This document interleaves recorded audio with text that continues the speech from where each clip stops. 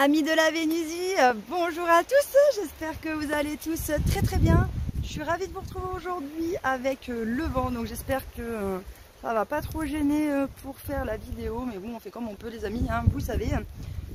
Et en plus de ça, pour ne rien arranger, il pleut, donc ça va être une vidéo vraiment faite un peu à la sauvage, vite fait, bien fait les amis, car bon, en plus de ça il est déjà 13 h, on est lundi.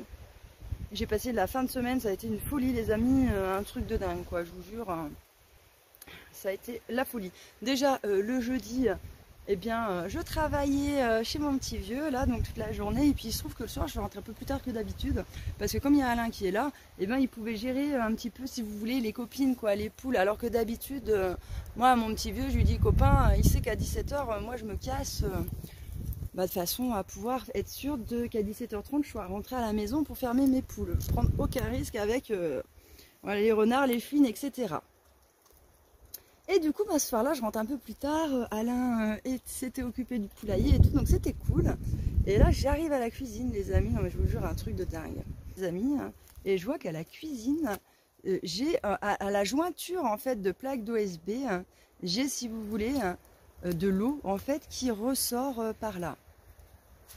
Et en fait il se trouve que dans ma cuisine, comme vous le savez, j'ai posé les trucs un peu à la sauvage, parce qu'à l'époque, si vous voulez, je préférais avoir du budget pour améliorer mon confort sur l'eau, sur pas mal de choses en fait, plutôt que de m'occuper de la décoration de la cuisine, etc. Et donc bien évidemment, quand je suis arrivée au sol, j'avais posé des plaques d'OSB que je n'ai pas voilà, couverte derrière. Et à l'époque, je me souviens, si j'en achetais deux plaques d'OSB de 9 mm qui me faisaient 18 mm, quoi, eh bien ça me coûtait moins cher que d'acheter une plaque qui était déjà à 18.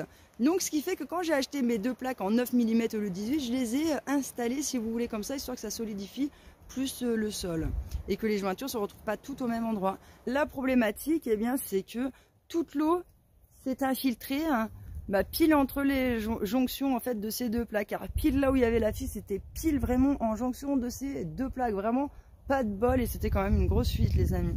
Et donc toute cette eau depuis je ne sais combien de temps, eh ben, a ruisselé entre les deux plaques d'OSB, s'est mise en dessous, et c'est pour ça que j'ai de l'eau qui ressortait dans les jointures quoi. Un truc de dingue. Donc du coup quand je rentre du taf, je me mets à couper l'eau, à démonter tout le bordel et à essayer de voir comment ça fonctionne l'histoire. Sauf que franchement je capte pas le délire. Je pensais que c'était super simple, parce que moi c'était un truc de récup et je pensais pas que ça aurait été aussi galère que ça. Mais le flexible en fait il part super haut dedans et je voyais pas comment on pouvait le dévisser quoi. Du coup voilà, je suis partie embêter Alain toc toc toc à son camion pour lui dire écoute Alain, j'ai un gros problème, j'ai une fuite et je sais pas comment on change les flexibles et tout là-dessus. Parce que j'avais des flexibles de change, j'avais pas d'espoir que ça aille dessus et qu'on règle le problème. Sauf qu'en fait, ces robinets là, vous avez une petite vis là en dessous et c'est cette vis là qu'il faut enlever pour changer les flexibles. Et il se trouve que la vis elle est baisée quoi. Impossible de l'enlever. Elle est foirée quoi. Donc voilà, impossible de changer. Donc impossible de changer le flexible sur ce robinet là. Et en plus ça c'est un robinet qui coûte 150 € quoi. Donc clairement j'avais pas les moyens là et pas l'envie non plus de claquer 150 € dans un nouveau robinet. Donc ce que j'ai fait, c'est d'abord j'ai regardé sur le bon coin, mais bon le mien il a une taille spécifique, il faut qu'il fasse 40, je sais pas combien, bref c'est pour ça que ils sont pas donnés. Et du coup je me suis dit je vais regarder sur le bon coin quoi. Je me suis dit on sait jamais, imaginez que sur le bon coin j'arrive à trouver un meuble avec une vasque et un truc qui soit moins cher que 150 €, qui me fasse 50 balles ou 80 balles quoi, vous voyez les amis, à la limite je suis preneuse quoi. J'ai regardé sur le bon coin et j'ai trouvé un petit meuble tout mignon, à 80 balles. Et du coup j'ai décidé de l'acheter, ça me fera moins cher que de racheter mon conduit et puis voilà quoi. Seule petite problématique avec ce meuble là, c'est qu'il fait pas du tout la même taille que mon autre meuble. Et du coup les passages d'eau, les évacuations et tout ça se retrouvent pas du tout au même endroit. Donc il va falloir que je bricole un petit peu si vous voulez pour le remettre en état. Et donc pour l'instant il est mis un peu posé à la sauvage dans la salle de bain. Parce que bon, je vais vous spoiler un petit peu les amis, mais bon en fin d'année là ou début d'année prochaine je vais attaquer les travaux dans ma cuisine et dans ma salle de bain. Je vais tout refaire car Si vous voulez, avant, quand je suis arrivée, comme je vous disais, j'avais tout posé à la sauvage parce que j'avais des choses plus importantes à faire. Et maintenant, c'est vrai qu'il faudrait que je me refasse une nouvelle toiture pour rajouter encore une cuve à eau pour vraiment être au top au niveau du potager. Mais maintenant aussi, ce qui me manque un petit peu, c'est de me sentir bien en fait dans mon habitat, quoi. Alors dans la yourte, il n'y a pas trop de problème, mais dans la cuisine, je supporte plus dans ma cuisine ni ma salle de bain avec toutes ces choses posées à la sauvage, tous ces meubles de récup qui vont pas pour ranger à l'intérieur, on peut pas s'organiser comme on veut. Bref, je commence à saturer de cet espace-là. Et donc j'ai décidé qu'au lieu de faire la toiture que j'avais prévu de faire et tout ça, bah, c'est d'allouer ce budget en fait à la rénovation de ma cuisine et de ma salle de bain. Donc si vous voulez, pour l'instant, comme je sais que je vais rénover la cuisine, que je vais rénover la salle de bain, et qu'il va falloir que j'enlève tout qui est dans la salle de bain pour poser le sol, pour faire les murs et tout ça, bon je me dis que ça sert à rien que je l'installe tout de suite ma vasque, ma nouvelle vasque et tout ça, que je fasse les mesures, nanani, nanana, sachant que ça va bouger de quelques millimètres quand je vais poser le sol.